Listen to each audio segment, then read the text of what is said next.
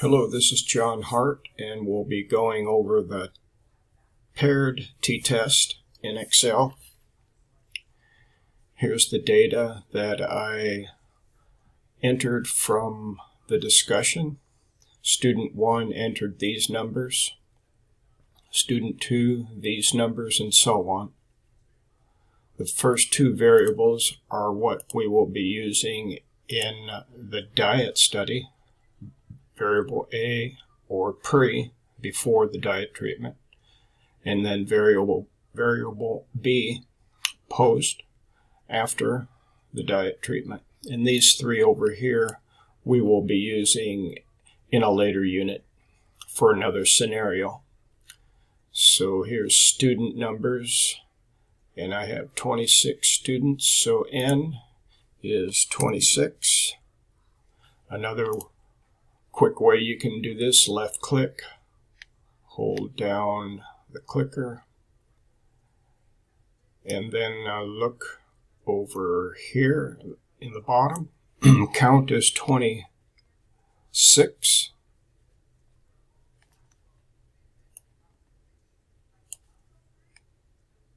And we'll be calculating the mean and standard deviation and the p-value from the t-test. So these are descriptive statistics. Mean will go to FX and see if it's in our most recently used list here. If not, you can type it in up here and click go. We'll move that out of the way. Left click, hold it down. And we see the average here and here, and we'll click OK, and it will go where we had the mouse parked.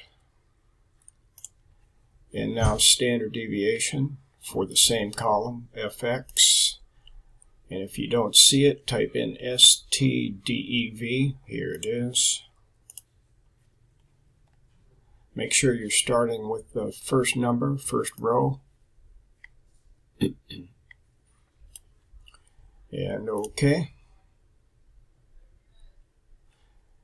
And as a shortcut, we can highlight the three numbers, go on this bottom right where you see a little bit of a square, get a skinny plus sign. That's not skinny, this is. Left click, hold it down, and those are automatically calculated. So it looks like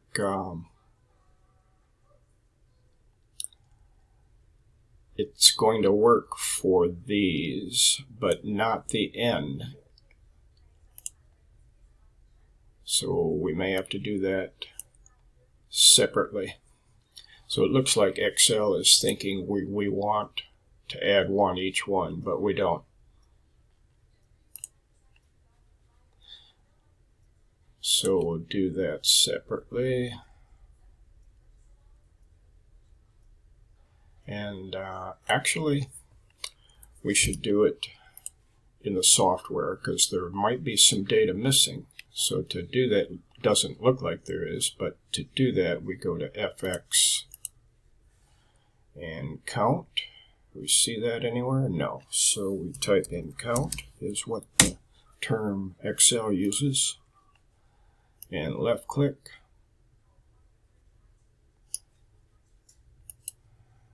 And now we can drag that across, and it should be 26 all the way. Now for the t-test, and I like to park the mouse for the p-value under the second variable, in this case the post. So FX, t-test, click OK. Array 1 is list 1. We'll call that the variable 1. Array 2 is the second of two columns of numbers. Tails, the default is 2 in health science research anyway. Type, and we can read about the type here. We're doing a paired test, so Excel is expecting the number 1 there. And we can see the p-values, get a sneak peek there. And if you are using Excel for your assignment, take a screenshot of this so I can make sure you've got it set up correctly. Print screen, and then paste it into your the Word document you're going to submit. So just like this. I can see the p-value, I can see your setup here, and actually just like this, so I can see these numbers too. So this is not going to report average or number. We can figure it out this way, C2 to C27. But this is what your screenshot would look like. Or, click OK. We don't need that many decimal places. 4 is a good number for p-value. And then we'll click OK.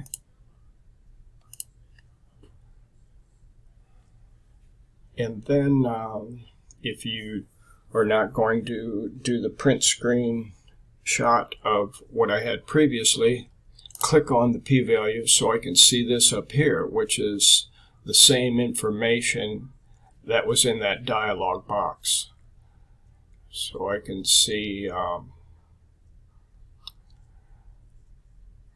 it's a t-test, and I can see that it's a paired t-test with that 1 there, and I can see that you use 2 tails. So 2 there is for tails. If you remember the order in the dialog box, first we had tails, and the last item was type. So 2 and 1 is what I am expecting to see. So again, park your mouse there, and I'll just click undo up here. Park your mouse, or click on the p-value so I can see this and do a print screen of all this. And thank you for watching.